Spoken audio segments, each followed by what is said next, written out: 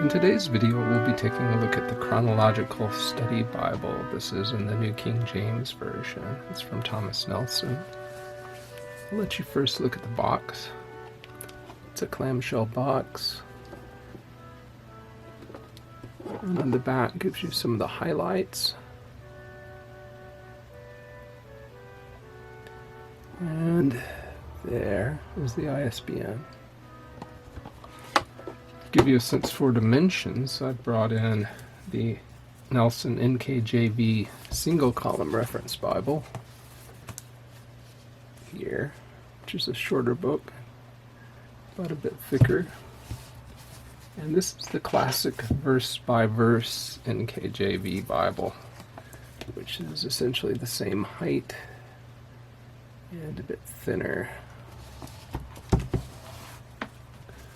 The volume is 9 9/16 inches tall, 6 3/4 inches wide, and 1.72 inches thick at the spine. The text is arranged in a 2-column format without references. Each column is about 67 millimeters wide, so 67 millimeters here, and about 41 characters are on each line. I count as many as 58 lines of text per column. You'll be hard-pressed to find that many lines of text on most pages, however, because there is all this additional information provided there. Page dimensions are 233 millimeters tall, 162 millimeters wide. That's 9.2 inches tall, 6.38 inches wide. The margins from that line at the top to the edge of the page varies between 10 and 12 millimeters. The inner margin is quite narrow here, but it can be as much as 12 millimeters. The outer margin ranges between 10 and 13 millimeters, and at the bottom, from the bottom of a descender to the edge, is 9 to 11 millimeters. I think the print is good and sharp. It's moderately bold. It's an attractive comfort print font. There is some print non-uniformity. I would characterize it as light and infrequent. This should give you a sense for the variation in print darkness. Page 211 on the left is just slightly lighter in print than 225 on the right.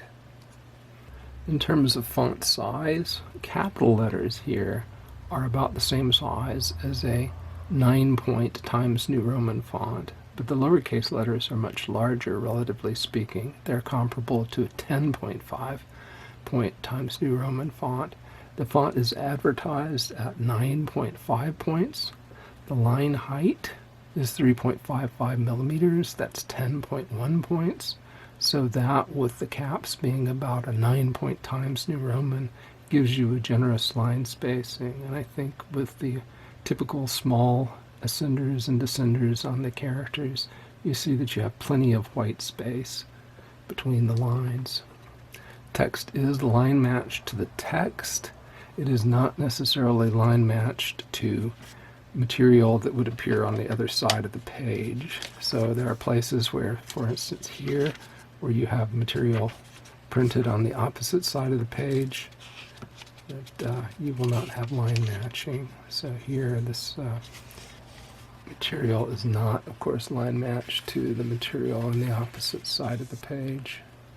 In the New King James Version, words like this word here, him, that the translators add for smoothing, but which aren't really represented by a word in the original language, are in italic font. You will see here that the words of Christ are in black ink. In the New King James Version, pronouns for deity are capitalized, so you see a me and a my here. In John's Gospel, capitalized. We have page bottom text and translator's notes. They are in about a 7.5-point font.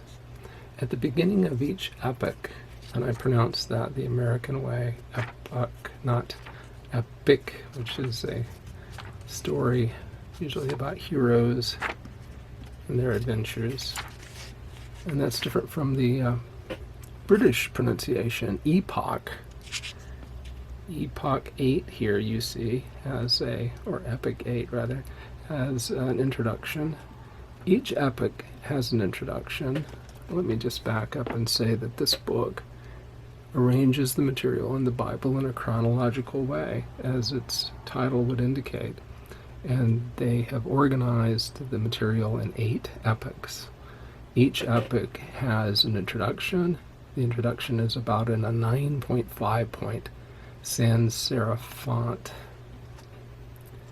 There are background notes like these that you see in Genesis. They are in about a 9-point font. There are also what they call daily life notes like this at the bottom of the page. Those are in about an 8.5 point font. There are also time panels like this, which give you a sense for what's going on in the world in this time frame. They are in about an 8.5 point sans serif font. And there are in-text color maps and timelines. And so if we just move a few pages along, we should find the timeline. Here's another time capsule. And so here in Epoch 2, we find a timeline of Abraham's life, which spans the top of 2 pages. So the way you can guide yourself through this book is you can find the epoch number in the outside top of the page and a range of years that epoch applies to next to it, outside top as well. Page number is in the center top, and then the page contents are here on the left, on the interior of the page. There are headings within the text. You see some of those here and here. They are in a red 9.5 point bold italic sans serif font. Chapter numbers are relatively large. They span about 2 lines of text, and they're red as well. Verse numbers are relatively easy to find, and they are at the beginnings of each verse. So here and here, for instance. Quotations from the Old Testament that appear in the New Testament are simply in quotation marks. Sometimes they're offset. And if you look at the bottom of the page, you will find the sources for the quotations. And notice as well that the Septuagint and the Dead Sea Scrolls are sometimes credited as the source of those quotations. Also, notice the kind of illustration that is common in this Bible.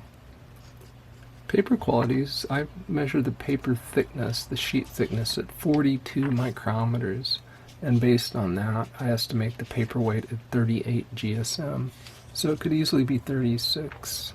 It could be as much as 40. There is a sheen on the surface, and I'm not sure how well that shows up with this many lamps illuminating the page from different angles, but I think you can see some of it there. It is sort of a semi-glossy paper. It is light cream in color, not quite white. There is show-through, but I do not find the show-through particularly distracting. I think you can see it there. You can definitely read the following page, not just the opposite side of the page, but you can read through the page to the following page. At the end of the 9th epoch, which ends with the book of Revelation, we come to a section called Cultural and Historical Topics, and it's arranged in 8 headings, which you see here. So art and literature through religion and worship. And under each heading you see a number of topics listed. The organization here is under the 8 headings with 10-point font and 2 columns, and this spans 18 pages. So I can see how this could be quite useful to you. So after those 18 pages, you come to a glossary. The glossary is in a 10-point font, 2 columns, and it spans 9 pages.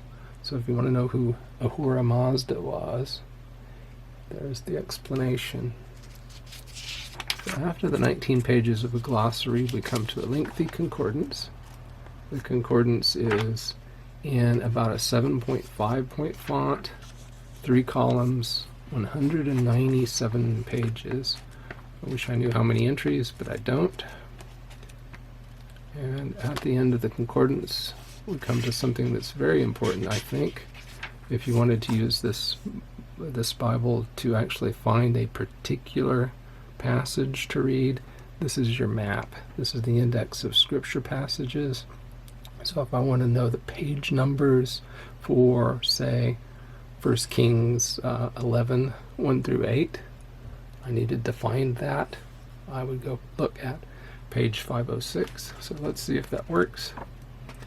519, 506, and you'll see this little transition box which says you're moving to a new source of material. So you're moving from Ecclesiastes 12, and you find yourself here at 1 Kings chapter 11. We'll go back to the back, and after the index of scripture passages on the left, you come to daily reading plans. There are 2 plans in this section, a 1-year plan and a 2-year plan. So it takes you through the Bible in 1 or 2 years. It's in an 11-point font. It spans 24 pages, after which we come to credits for illustrations and photography. And there are a lot of illustrations and photography in this volume, such as there. 7 pages of lined Bible paper for notes.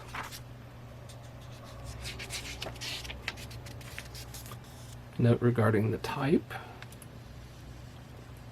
And then we come to the 7 color maps. They are glossy paper. They do not go into the gutter. They are not highly detailed. They are colorful. Here, I don't know how well you can see it, but you can see the stitching that demonstrates this is a sewn binding. This is a Mediterranean map with a gap in the gutter so that you can read it. And we come to the end where you can see that it's a paper paste down binding. There are red head and tail bands, very nice bright red. There's a single ribbon marker. The ribbon marker is 10 millimeters wide. It's 32.5 centimeters long. It is just long enough to come out at the corner. I wish it had been just a bit longer, but that's sufficient for use. The cover is black Leathersoft. It has a line of stitching around the edge. I'll let you see the spine. And the back has stitching as well. A little ISBN, some ISBN information impressed upon it. Page edges are gold, and it seems to be nicely done.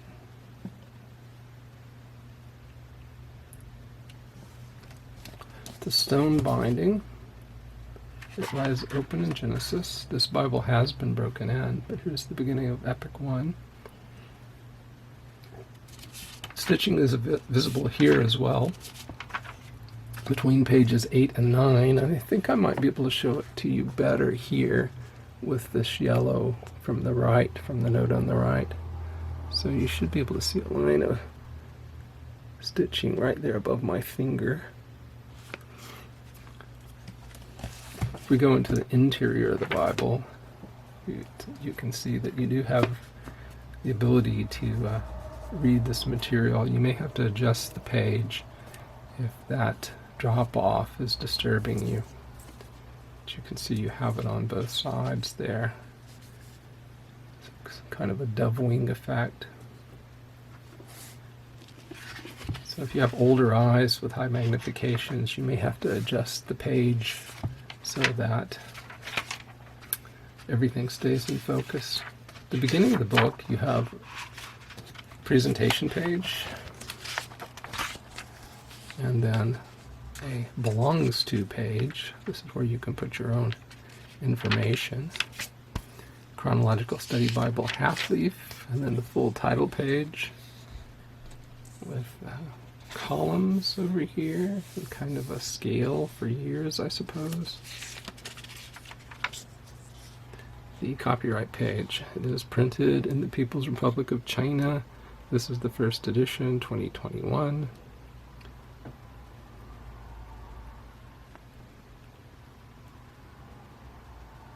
Okay, and then the table of contents.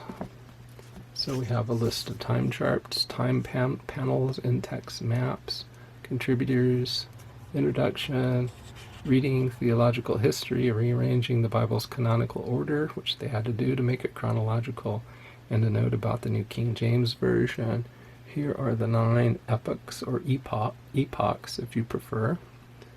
And then the material we've already seen at the back of the Bible.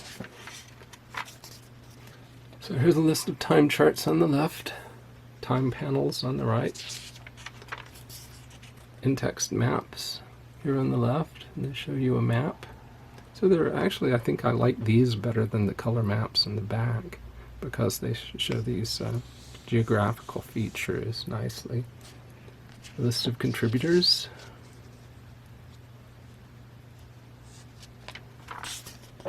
And an introduction to this Bible. Reading theological history, how they decided to rearrange the contents.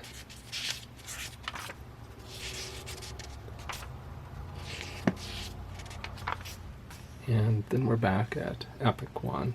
So you're probably curious about how they dealt with the Gospels. Gospels are in Epoch 8, and we'll just move through that. We just had the introduction to the Epoch. We have many notes as we come in. We start with John's Gospel. Then we transition to Luke, and as you see here, there's this box that says transition. It introduces us to Luke, and we go to Luke's dedication to Theophilus. We're still in Luke for a few pages. We have an in-text map here, and you should see a transition paragraph, transition to the genealogy of Jesus, and then another transition to the birth of Jesus. And so we're dancing about from book to book. We're going from Matthew 1:18 to Luke 2:2. You should see another transition here. Transition, Jesus presented in the temple. So between each section you see this transition box. You have another time capsule here on the left, an illustration here, the timeline here. So let's take a look at what they did with the later history of the church. The editors have decided to call Epoch or Epoch 9 the church age, from 30 to 100 AD. And we come into the book of Acts. We're moving through Acts for a while, and then you see that we move to Galatians. So in Acts 15, we have the Jerusalem Council, and then there's a transition box that's entitled The Letter to the Galatians, and we are in Galatians. The full text of Galatians then follows. And at the end of Galatians, we have a transition, and we go to James. Full text of James' epistle is here, along with a timeline. And we transition back to Acts, Paul's second missionary journey.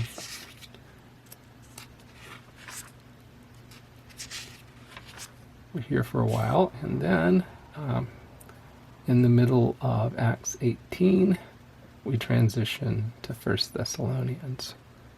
You see the same kind of thing here in the Old Testament, wherein we are in Epoch 4 and in 2 Samuel 7, and then you see a transition box, Book of Chronicles, and we have a section from 1 Chronicles chapter 9,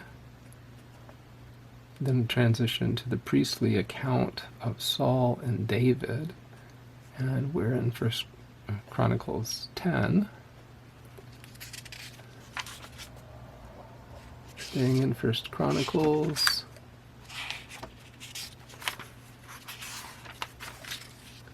And then we transition to Psalms, and we are at Psalm 8. I brought in on the left the slightly larger font in the single column reference Bible. You can see that they're essentially the same, although you have a bit more line spacing on the left, and perhaps a slightly larger font on the left. Now on the left, you see the font from the center column classic verse by verse Bible, and I'm showing you here deliberately the red letter text from the book of Revelation, just to give you a sense for how much difference the contrast is between the two types, black letter on the right versus a larger red letter on the left. In this section of the video, we'll say a few words about the New King James Version as a translation. Here's my translation continuum chart, which shows the more literal translations on the left and the less literal or more free translations to the right. The New King James Version is one of the more literal translations that I've scored. The next chart will show departures from the Masoretic text, and here again you'll see the New King James Version off to the left, indicating that it has a propensity to stay close to the Hebrew text of the Masoretes. I some time ago built 4 quad charts showing a number of translations. They're meant to indicate how closely the translations agree with various Greek New Testament texts. The first one here shows the Robinson-Pierpont Greek New Testament, which is largely Byzantine in flavor, coming from the eastern part of the Roman Empire, versus the Nestle-Aland 28th edition on the Y or vertical axis. And as you see, the agreement with Nestle-Aland is relatively low. That with Robinson-Pierpont is relatively high, which is what one would expect since the New King James Version was translated from the Textus Receptus, which is in the Byzantine family. Here's a similar chart showing Westcott and Hort on the y-axis, and again the agreement with Westcott and Hort is low. Here's one that shows Tyndall House on the x or horizontal axis. Again, agreement with Nestle-Aland is low. Agreement with Tyndall House is relatively high. You see a lot more translations left of the New King James Version than you do to the right of it. And then finally, here's Nestle-Aland on the y-axis and Westcott and Hort on the x-axis, and agreement with both is low, which puts the New King James Version in the lower left-hand corner. If you'd like to learn more about my method, how I built these charts, take a look in my video stack for a video entitled A Four-Dimensional Perspective on Bible Translations. So it's time for a summary. I think I've noticed in reviews of older versions of this, people complaining about the timelines that show an old Earth, such as this, Old Stone Age before 10,000 BC. But I think regardless of your view on how old the Earth is, here's one showing stone tools being shaped in 26,000 BC. Regardless of what your view is in terms of the age of the Earth, it's useful to know what scholars think. I haven't had a chance to examine the more recent chronological information, that is, when we come into historical times. But I know there's a controversy about when the Exodus occurred and when Moses was born. And these dates here that the Chronological Study Bible give are rather different from those that you will find, say, in the Bible Dictionary in the back of the Cambridge Concord, which shows the birth of Moses in 1571 BC or thereabouts, versus birth of Moses in 1355 BC here. I have no information or expertise in that area. It's not something I've looked into deeply, so I don't want to venture an opinion on who has got that right. Still, I look forward to using this Bible more. I think it has a number of great features to it. I like the font. It's not too small, and I think it's very nicely and darkly printed. I don't much like the page sheen, but that's something that I can work around. I would much rather have shiny paper than lightly printed text or bright red letters that burn into my eyes. Paper is good, it's a decent opacity, and the line matching really does help. Occasionally you'll find places where you're not line matched, you have some kind of material on the opposite page, but if you're like me, you really don't see that as much of an issue. Here we have a note on the opposite page that isn't line matched, but it doesn't cause any kind of serious problem on this side of the page, as far as I know. So reading the Bible with it arranged chronologically is something I've personally not done, and I look forward to doing it to see if I gain any new insights. Well, but that will close the video. Thank you very much for watching, and if you haven't done so, I encourage you to subscribe to the channel. Thanks again.